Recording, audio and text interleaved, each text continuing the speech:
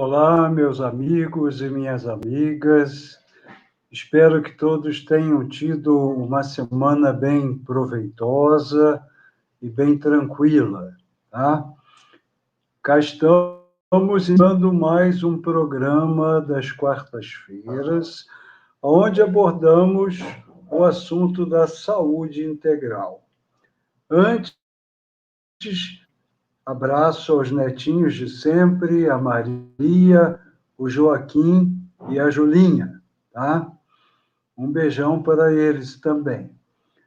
Um abraço ao pessoal do chat. Gostaria, inclusive, de recomendar que vocês façam perguntas que, muitas vezes, durante o programa, a gente não tem condições de responder essas perguntas, mas elas serão garimpadas e respondidas no próximo programa, tá? Então, não se acanhem, façam perguntas. Nós estamos aqui todos no mesmo barco, querendo aprender um pouco mais das leis cósmicas para evoluirmos todos, já que esse é o nosso destino final, ok? Eu consegui garimpar a pergunta de Salatier do programa passado, em que falávamos sobre a obsessão, e ele perguntava se o médio ostensivo é mais facilmente obsediado.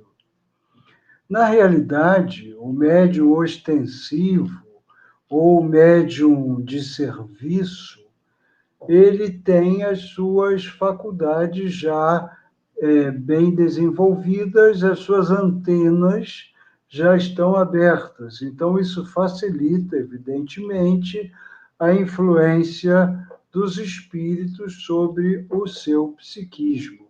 O que não quer dizer também que aqueles que não têm uma mediunidade desenvolvida, a mediunidade já ostensiva, não sejam também igualmente influenciados, tá? Tanto é que muitos indivíduos obsediados, após a cura, após o processo da resolução da obsessão, se tornam médiuns trabalhadores nas casas espíritas. Então, isto é muito comum, ok? Mas recapitulando mesmo a questão, só o finalzinho, o rabicho do tema da obsessão, vamos lembrar que todo processo obsessivo repousa na sintonia mental. É um fenômeno que liga uma mente à outra, independente se o indivíduo está encarnado ou desencarnado, tá?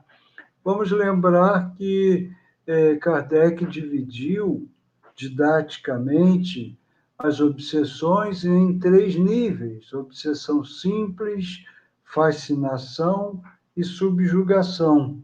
E sendo este último grau, a subjugação, uma influenciação quase que completa do obsessor sobre o obsediado, fazendo com que ele se torne um verdadeiro fantoche em suas mãos.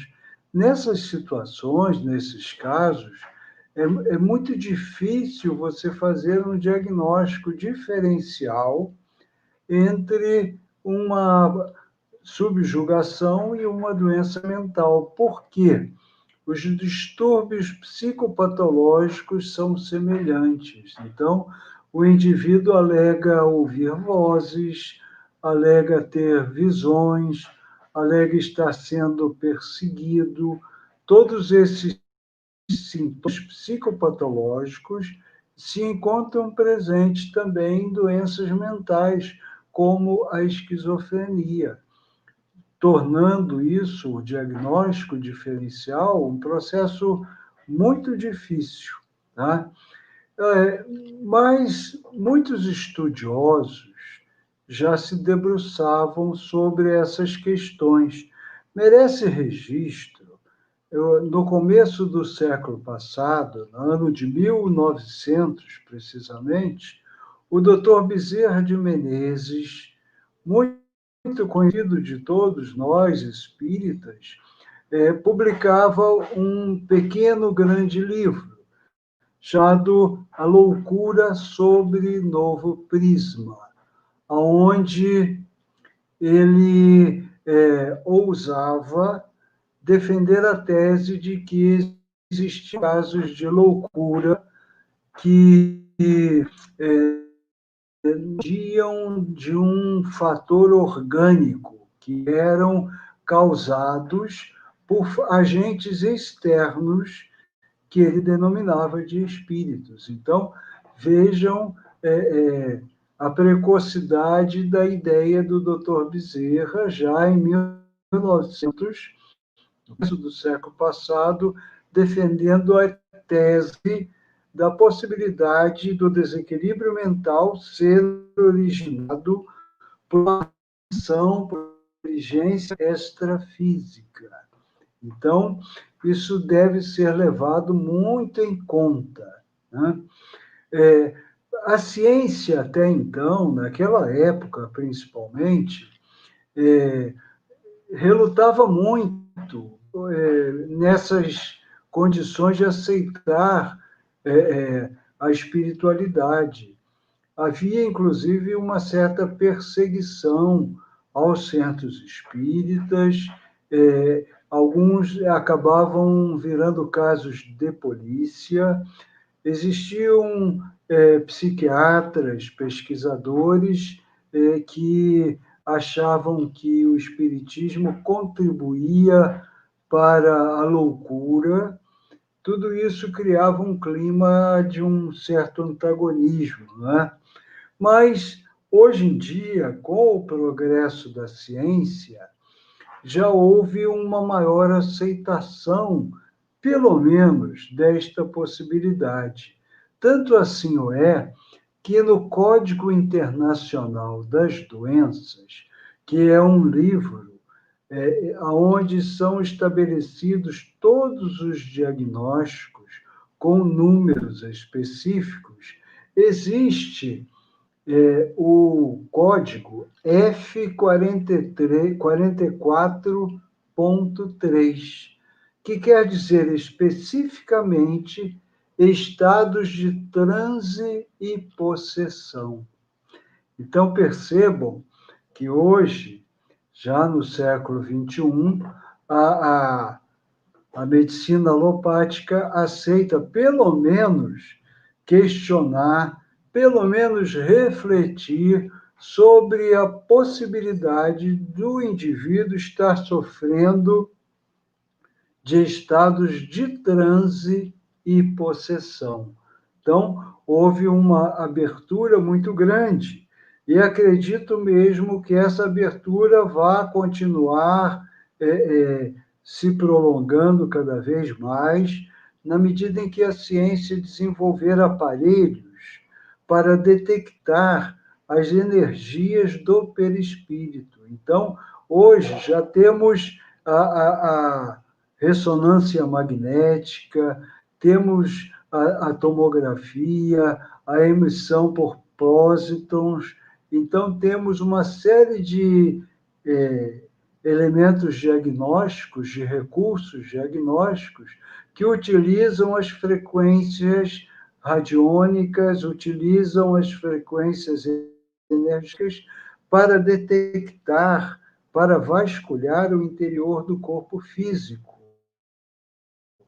Esses aparelhos acabarão esbarrando com a existência do perispírito, com a existência dos campos energéticos. É uma questão de tempo. E aí não mais precisaremos dos médiuns clarividentes para fazermos o diagnóstico vibracional desses pacientes. Ao mesmo tempo que faremos uma anamnese, vendo as causas físicas, vendo os antecedentes familiares, vendo os antecedentes e o meio social, nós vamos fazer uma fotografia dos campos áuricos deste paciente e detectar lá nessas energias talvez o início do seu desequilíbrio. Por quê? Nós não podemos esquecer, e aí vai, eu repito sempre nos nossos programas, essa questão de que somos seres espirituais. A nossa real natureza é uma natureza espiritual e que estamos transitoriamente ocupando um corpo físico. O corpo material que nos prende à terceira dimensão é um corpo que nos limita, tá? Mas somos limitados durante um tempo em que o nosso corpo permanece com a energia vital em pleno vapor. Mais tarde, essa energia vital vai se esgotando e, de repente, se extingue e ocorre o processo de morte do corpo físico e o retorno do ser imortal para a verdadeira vida. Então, nós temos que compreender, quando falamos de saúde e doença, quando falamos de cura das doenças, nós temos que nos reportar a essa realidade, da onde nós estamos olhando. Se olharmos do enfoque espiritual, a nossa visão será uma. Se olharmos apenas do enfoque físico, material, a nossa visão será realmente e limitada, tá? Por que eu falo isso? Né? Pelo seguinte, porque nós temos aquele esquema do prédio de 3 andares, o espírito, o perispírito e o corpo físico. E esses 3 níveis se interpenetram, se integram num intercâmbio constante. E se entendermos a reencarnação como uma sequência, um processo sequencial, as vidas vividas no campo físico, como um processo sequencial, nós vamos entender que o indivíduo traz de vidas passadas todo um patrimônio, todo um acervo de conquistas já alicerçadas no seu passado, conquistas essas que se traduzem em padrões de comportamento, tanto positivos quanto negativos. Então, não podemos incorrer no erro de olhar o indivíduo apenas fatiado numa única existência. Vamos fazer um exercício mental de cada vez mais compreendermos o doente, compreendermos o indivíduo dentro do processo contínuo das reencarnações. Isso torna a compreensão desta dinâmica muito mais facilitado. Por quê? Porque vamos entender que o corpo físico ele funciona como um elemento drenador das mazelas que trazemos no perispírito. Então, muitas vezes o indivíduo traz marcas doentias na sua região do seu fígado perispiritual. Por quê?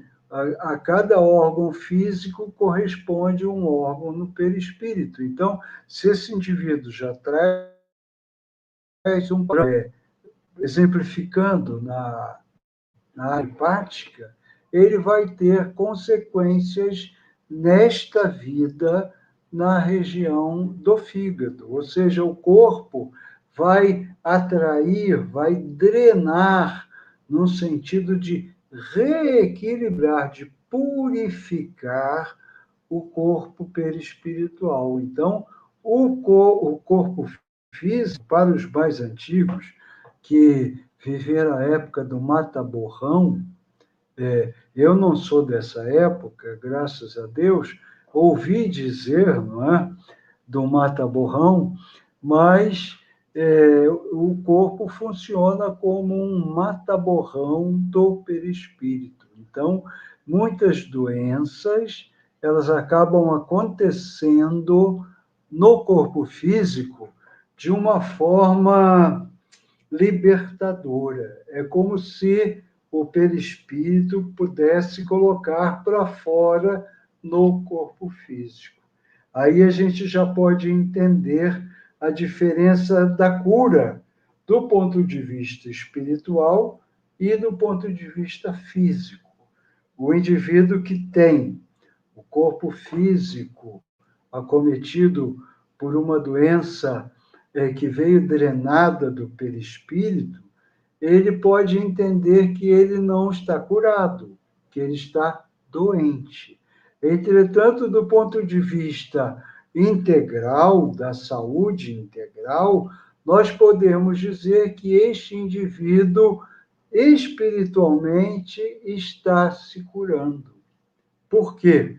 Porque ele está limpando o seu perispírito. E com isso, ele vai realmente promover em encarnações futuras um corpo físico mais sadio. Então, a questão é bem essa e deve ser olhada de ângulos diferentes, ok? Agora, é muito importante a gente observar que é uma interação. Então, por exemplo, casos de câncer, o indivíduo traz já as suas marcas no perispírito, mas se ele tiver exposição a elementos patogênicos aqui no campo biológico, se ele tiver uma vida desregrada, se ele tiver hábitos perniciosos, evidentemente ele vai facilitar com que esse processo aconteça. Tá? Então, há sempre uma conjugação entre o que o espírito traz do passado, que precisa ser expurgado, e também das atitudes de cada um de nós no dia a dia, tentando adquirir hábitos de vida saudáveis. Por quê? Há uma diferença entre a definição de saúde, do ponto de vista da ausência de doenças, e de qualidade de vida. Muitas vezes nós temos um indivíduo que tem um corpo físico relativamente saudável, mas que não tem uma qualidade de vida satisfatória. Então, o que devemos objetivar, o que devemos tentar alcançar, é uma qualidade de vida mais adequada. E a qualidade de vida mais adequada, ela se prende a um corpo físico em bom estado, a um campo emocional equilibrado e a um campo espiritual em paz. Esses três níveis têm que estar sincronizados para que o indivíduo adquira a saúde integral, ok? Mas a turma encarnada não quer saber disso, né? A gente quer se livrar, se ver livre dos sintomas. É muito engraçado, às vezes, o paciente chega no meu consultório e começa a se queixar de uma dor de cabeça, por exemplo, tá? Aí eu vou dando corda, fazendo anamnese, fazendo uma pergunta, outra, e logo percebo que ele não tem a intenção de uma abertura maior para o seu campo emocional, para a sua vida de relação. Em outras palavras, ele mentalmente está me dizendo, doutor, eu estou lhe pagando uma consulta, o senhor, por favor, me livre da dor de cabeça e não me faça tantas perguntas. Por incrível que pareça, isso é uma situação bastante frequente. Por quê? As pessoas hoje, elas querem um bem-estar instantâneo, elas querem se livrar o mais rápido possível de todo e qualquer sofrimento. Quando, se nós tivéssemos uma outra postura, nós poderíamos entender a linguagem dos sintomas. Por quê? Os sintomas sempre estão a nos dizer que alguma coisa não está correta na nossa maneira de ser, seja a nível físico, a nível vibracional ou a nível espiritual. É como se fosse uma luz de alerta, tá? E é interessante, nós podemos fazer uma comparação como quando nós estamos dirigindo o nosso carro e ele acende aquela luzinha que indica que ele está superaquecendo. Aí o que nós fazemos? Nós vamos na oficina e pedimos ao mecânico: olha, troca essa luzinha aqui, porque ela está acendendo a toda hora. É mais ou menos isso que a gente faz, sabe? A gente quer apagar a luzinha que está nos avisando de que o carro está com um problema. Então, o sintoma físico, emocional, psíquico, é a luzinha que se acende dizendo para nós: olha, sujeito, olha, para um pouco, reflita como você está vivendo a sua vida, o que está de equivocado, o que você está fazendo que não está te agradando, tá? Então, de repente, a gente tem que entender o que o sintoma quer dizer, porque o sintoma tem uma linguagem específica e nós vamos, mais em outros programas, abordar sobre isso quando falarmos da psicossomática, que é uma especialidade já da medicina tradicional que correlaciona os elementos da emoção com as suas repercussões no corpo físico. Então, já se estudam, por exemplo, os efeitos danosos do estresse, dos aborrecimentos, em doenças como úlceras gástricas, já se estudam os efeitos da tristeza, das decepções, em infartos do miocárdio, tudo isso já está sendo objeto de estudo da ciência acadêmica. Então, por exemplo, na área cardíaca, eles já descobriram que todo indivíduo que acaba infartando, ele teve, há pelo menos 2 anos atrás, uma forte decepção no seu terreno sentimental, um aborrecimento, uma ruptura afetiva, uma perda de um ente querido, enfim, algo aconteceu no íntimo, na emoção dessa pessoa, que 2 anos ou 3 depois ela veio a fazer um infarto.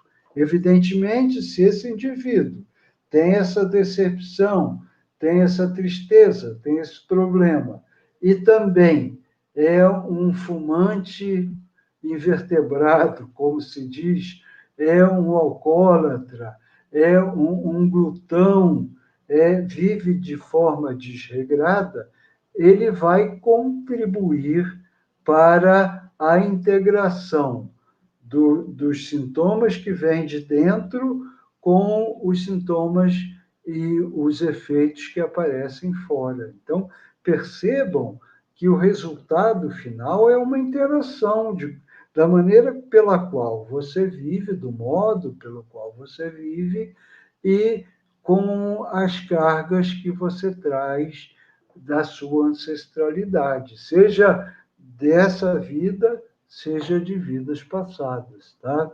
Então, é muito interessante que a gente observe também as questões mentais. Aí entra os processos mentais na gênese das doenças. Por quê? Não basta só você fazer uma ginástica física, uma malhação física, você tem que fazer uma malhação mental. O que seria uma malhação mental? Seria um exercício cotidiano de observação dos próprios pensamentos. Por quê? Nós precisamos entender que o nosso campo mental ele vai gerando estados, sentimentos que vão gerando emoções, que vão alterando neuroquimicamente a nossa fisiologia e acabam criando doenças físicas. Então, por exemplo, a ira, a inveja, a cobiça, a raiva, tudo isso são sentimentos humanos, o medo, são sentimentos humanos naturais, ainda característicos da nossa faixa evolutiva, mas que precisamos estar sempre observando para não nos deixarmos intoxicar por esses pensamentos, tá? Porque assim como existe a poluição física da atmosfera, existe a poluição mental. Então, muitas vezes carregamos mágoa, muitas vezes carregamos ressentimento. O que é um ressentimento? A própria palavra diz ressentir é sentir de novo. É como a pessoa fica sentindo e ressentindo e não esquece, não abre mão, não larga aquele pensamento negativo de mágoa ou de ressentimento mesmo. E isso causa intoxicação nas suas células, inicialmente no campo energético, e que vão caindo no campo físico. Não sei se eu já contei aqui, mas já contei em outras palestras, que eu tive uma paciente que chegou ao consultório e falou sobre uma mágoa que ela tinha de um irmão que havia feito uma coisa muito equivocada, muito errada, e que ela não o perdoava. Ela não queria perdoá-lo até o fim da vida. E aí eu pensei, bom, essa pessoa precisa começar a exercitar o perdão, não é mesmo? Aí o que acontece? Eu perguntei para essa senhora, mas vem cá, há quanto tempo foi que seu irmão lhe fez essa situação? Me causou esse estrago. Ela falou, doutor, há 30 anos ele me causou essa decepção. Então, percebam, 30 anos, essa senhora, ao invés de, quando acordar, agradecer a Deus pela bênção de estar viva, não. Ela acordava e já mergulhava nos pensamentos tóxicos de vingança, de ressentimento, envenenando a si própria. Ela iria acabar fazendo um câncer, fazendo alguma doença mais grave por essa autointoxicação. Então, vejam, não é só o cuidado externo, não somos apenas essas coisas que devemos fazer de forma preventiva, criando hábitos sadios, hábitos salutares, temos que criar hábitos mentais salutares. O exercício do perdão é uma coisa divina. O próprio Mestre Jesus já nos exortava: perdoe não 70 vezes 7, não 7 vezes, mas 70 vezes 7, ou seja, o perdão tem que ser infinito. E quando você perdoa, você se liberta. Você se liberta e você liberta aquele indivíduo com o qual você está amarrado sentimentalmente. Então, o exercício do perdão é uma prática altamente salutar. Não só o perdão ao outro, como o perdão a nós mesmos, porque muitas vezes nós não nos perdoamos. Nós somos verdadeiros verdugos da nossa própria personalidade, causando aquilo que na semana passada nós definimos como auto-obsessão. Então, precisamos fazer um exame constante dos nossos pensamentos, das nossas atitudes. Estou vendo aqui algumas perguntas. Rita de Cássia está perguntando: tenho nódulos na tireoide e agora a tireoide está aumentada, pressionando a traqueia, sendo indicada cirurgia. Já fiz várias cirurgias espirituais e não obtive resultado aparente.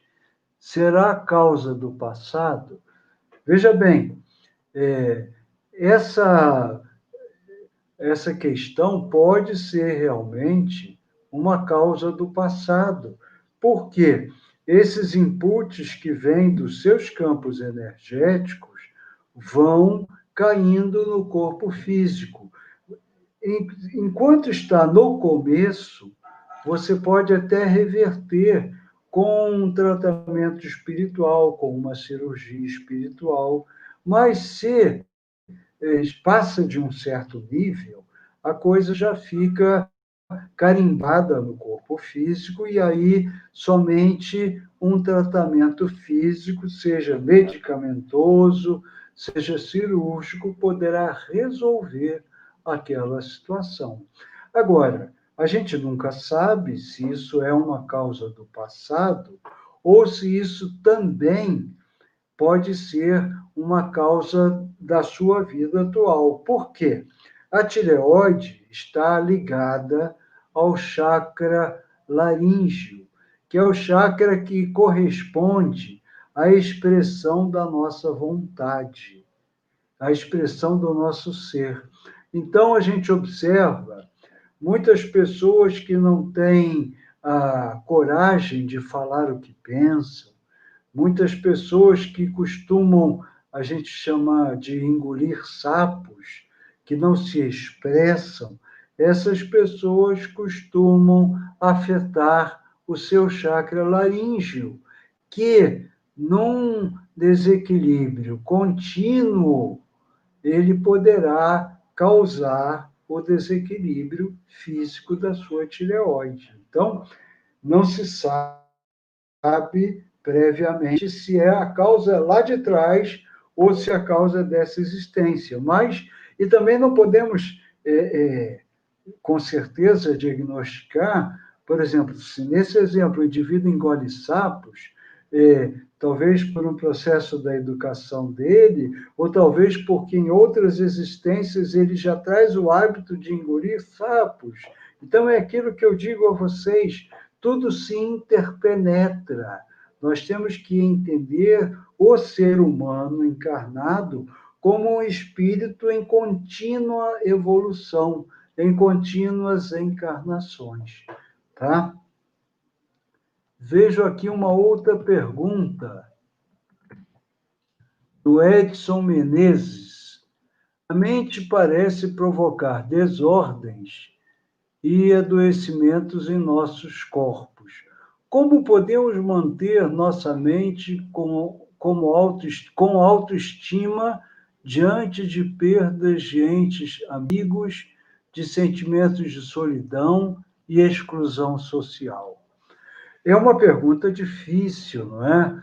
Porque, primeiro, temos que considerar a nossa condição espiritual mediana. A maioria de nós que aqui estamos encarnados ainda somos espíritos que estamos iniciando o nosso processo evolutivo e ainda trazemos muitas sombras no nosso inconsciente. Então, é natural que hoje, com esse conhecimento espiritual que estamos adquirindo, nós vamos tentando reconhecer, tentando identificar esses pontos vulneráveis, essas sombras que precisam ser transformadas em luz.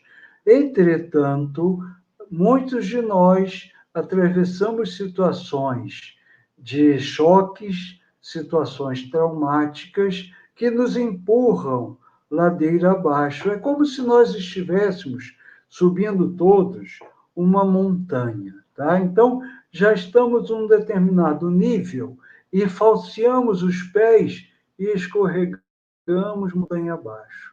Aí temos que novamente subir aquele percurso.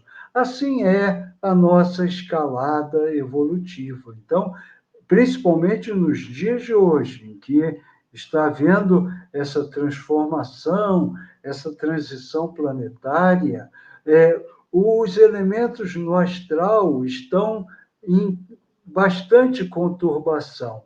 E se nós trazemos sombras ainda no nosso inconsciente, vai ser muito fácil de nos contaminarmos com essas frequências, com essas sintonias mentais doentias que existem no nosso planeta mormente na atualidade, tá? Então, daí porque a importância da exortação evangélica do orai e vigiai. Orai no sentido de que a prática da oração é uma sintonia constante com os nossos amigos espirituais, com os nossos mentores, com os planos superiores. E vigiai o quê?